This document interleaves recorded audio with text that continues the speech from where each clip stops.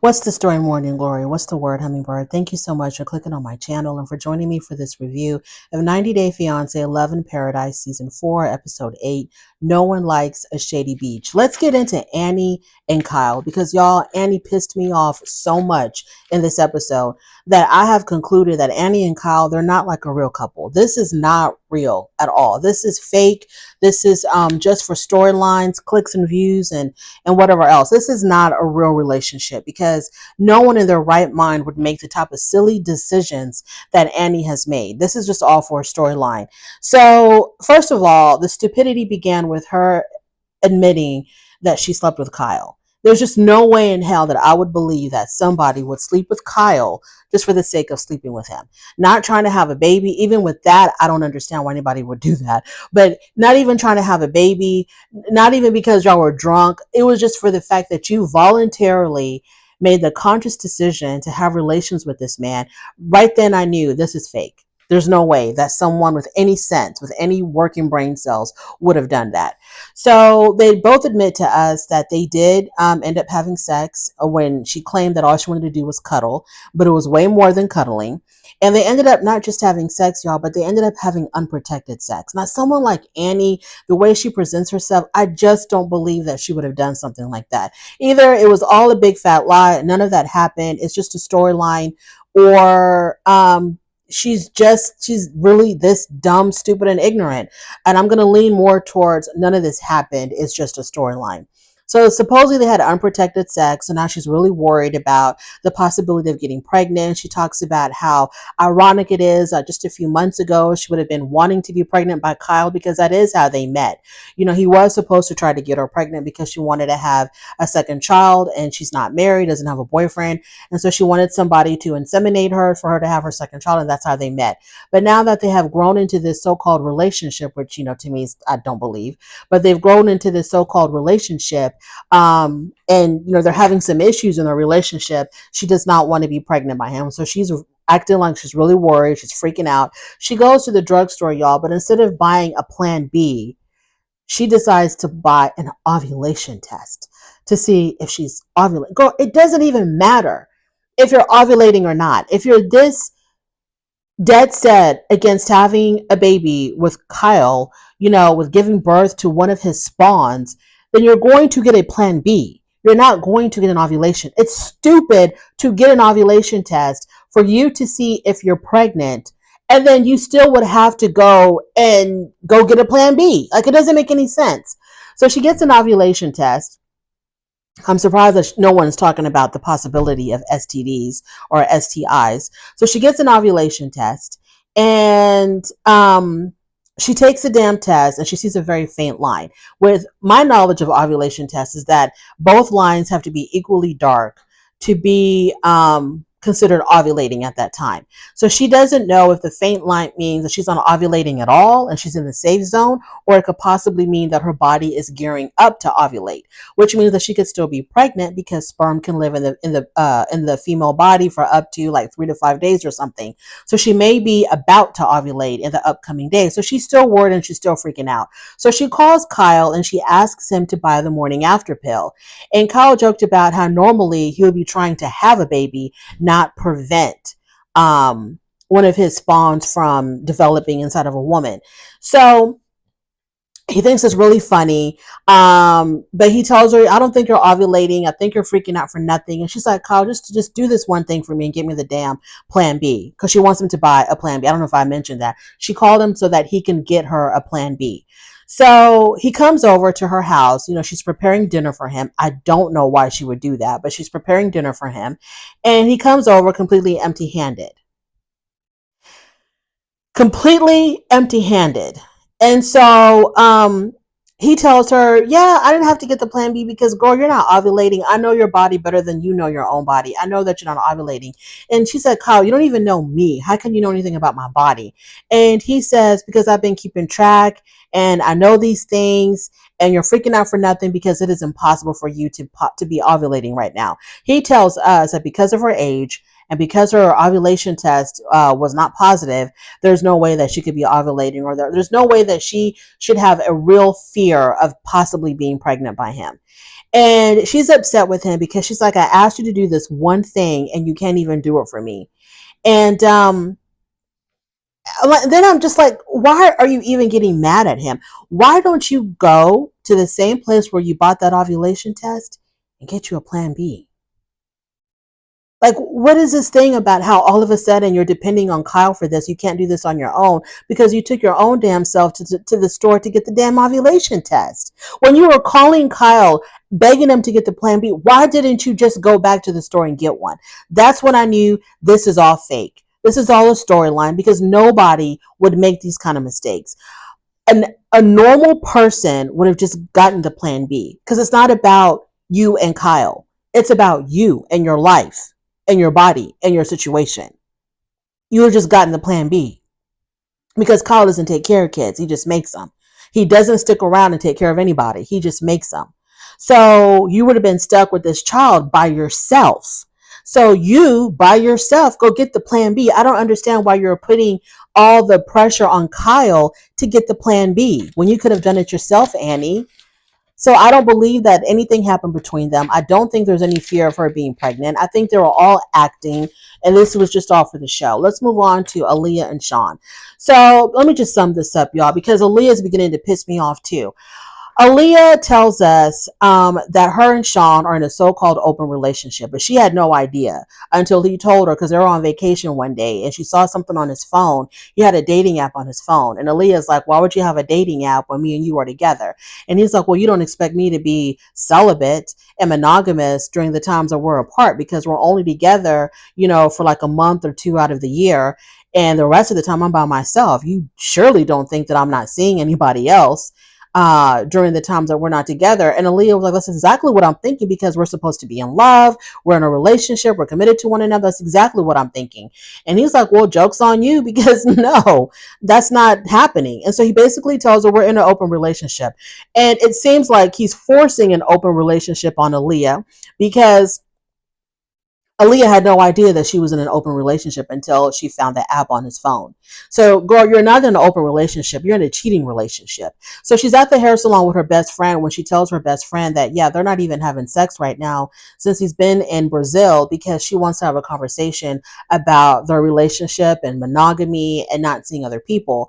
And okay, so I was like, well, that makes sense. You don't want to do this anymore with him until you get some things cleared up and you talk about this whole situation with him seeing other people, especially now that he's proposed and y'all are about to get married. You want to know, is this going to continue on or are you going to drop everybody else just to be with me only? That makes sense to me. So, but you're not in an open relationship. You're in a cheating relationship.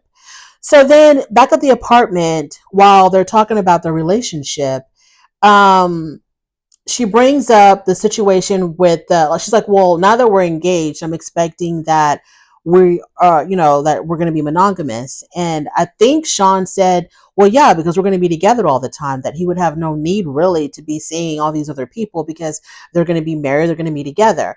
But then when it came to the issue of sex, he told her he's not attracted to Aaliyah in the bedroom.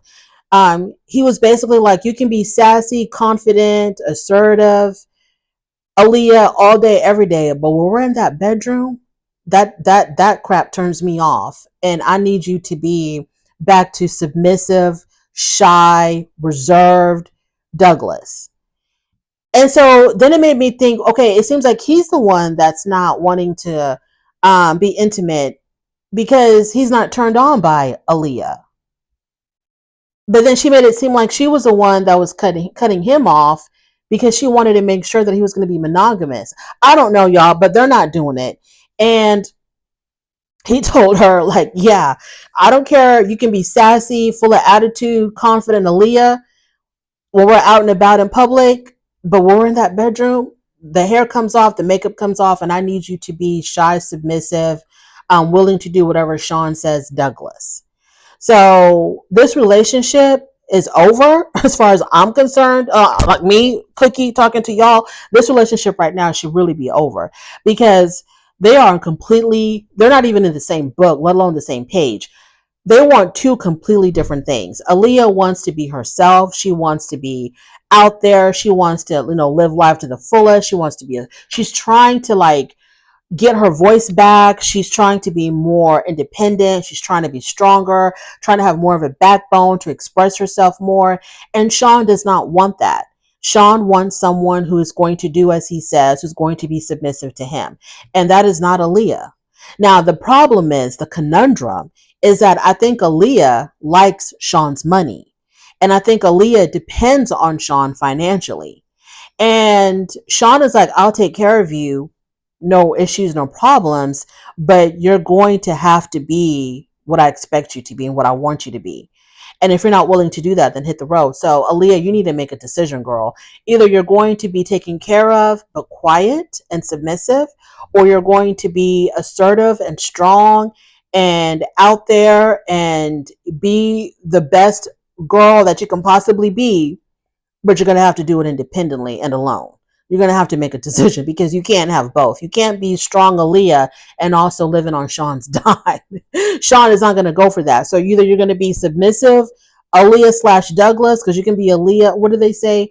A lady in the streets, but a hoe in the sheets. You can be Aaliyah in the streets, but Douglas in the sheets. Or and have him take care of you, or you can be Aaliyah 24/7, but you're just gonna have to live by yourself and take care of yourself and be a little bit more independent, or find somebody who's willing to take care of you as Aaliyah. I don't know what else to tell you, girl, but what you're expecting from him, that ain't gonna happen. Not at all. Let's move on to Adriano and Alex. Adriano and Alex are exhausting. How many more episodes can we possibly have where we're talking about threesomes? They talked about threesomes so much that it's lost its excitement. It's lost its because when you think about that kind of stuff, you're thinking of things that are like taboo and exciting and you know but they talk about it so much now, it's becoming frustrating. It's becoming like, here we go again. It's not even like the taboo subject that it once was. It's like, oh God, we're talking about threesomes again. They're making it boring. That's what I'm trying to say. They're making that topic extremely boring. Only Alex and Adriano can make something like threesomes boring as hell. So they're at the beach. They're at the beach with Alex's cousin, Adriano's friend, and let me just cut to the chase. When they're finally alone together, after playing in the water and whatnot, they sit back down on the beach, and there's a group of young women nearby. And Adriano says to Alex, "Hey, do you see those good-looking women over there?" And she's like, "Yeah." And he says, "Why don't you go ask them for a threesome?" And she's like, "Adriana, I'm not doing that. I already told you I don't do that anymore. I'm not going to." Y'all, please end this. For the sake of my sanity, please end this. Because I cannot take one more conversation about y'all's boring threesomes. I can't take it anymore. Alex, either you're going to be doing these threesomes with him and y'all are going to stay together, or you're not going to do them with him and y'all are going to go your separate ways. I don't know what y'all are arguing about. Y'all want two very different separate things. What are y'all arguing about? Okay, y'all are not wanting the same thing in this relationship. You know how people identify either as straight or gay or bi or pan or whatever. He identifies himself as a lover of threesomes. That's his sexual identity. That's who he is. That's what he needs to survive. That's what he needs in a relationship. And if you can't give that to him, then leave him. Alex, get on the plane and come back home. Let him be. Like, I don't understand why, I don't understand why he's forcing her to do it, why she's forcing him to not. It's just not going to work. He's not going to give it up. He doesn't love you enough to give up the thing that gives him the most pleasure. He doesn't love you enough to give it up. You are not enough for him. You, Alex, are not enough for Adriano. Let it go. Let it go. And Adriano, she's not down. She's not willing. She's not able. She's not wanting. So you need to go find somebody who is. Let's move on to Luke and Meline. Not much going on with Luke and Meline. So they go on they're on their little vacay, right?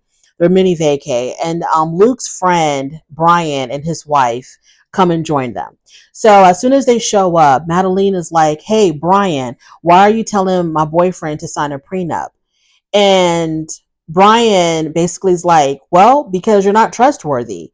There were rumors before about you seeing somebody else, and there's rumors now about you seeing somebody else because, somebody that I know, a mutual friend of theirs, told Brian that he was in the bed with Meline and she was topless. And so Meline, of course, was shocked about this. She was kind of blindsided by this information. And she was like, look, we're all having a party. This guy passed out drunk in my bed, but nothing happened. But girl, were you topless? And Luke is like, in the bed that I pay for, in the apartment that I pay for. And so they're going back and forth on that. And then basically, Meline is just like, look, if you don't trust me, I don't know what to tell you, but nothing happened. Nothing happened between me and this guy. You need to trust me. You need to believe me. Nothing happened. So you do what you got to do. But I'm not going to beg you to stay. I'm not going to beg you to stay. I'm not going to beg you to trust me. I'm not going to do any of that stuff. If you don't trust me and you don't believe what I'm telling you, then you can go on back to America because I don't need it. And that's basically where they ended, I think. Yeah, that's where they ended. She basically is acting like she really doesn't care if he stays or if he goes. She's like, I wouldn't do that to you. That's fine if all of that was going on, but girl, were you topless? That's all I want to know. Were you topless? Because I think that's what's really bothering Luke. I don't know, y'all. I really don't care because Luke and Meline bore me. Thank you so much for joining me. I really do appreciate it. On your way out, please don't forget to rate the video if you like this content, subscribe to my channel, and I'll definitely talk to you later. Bye.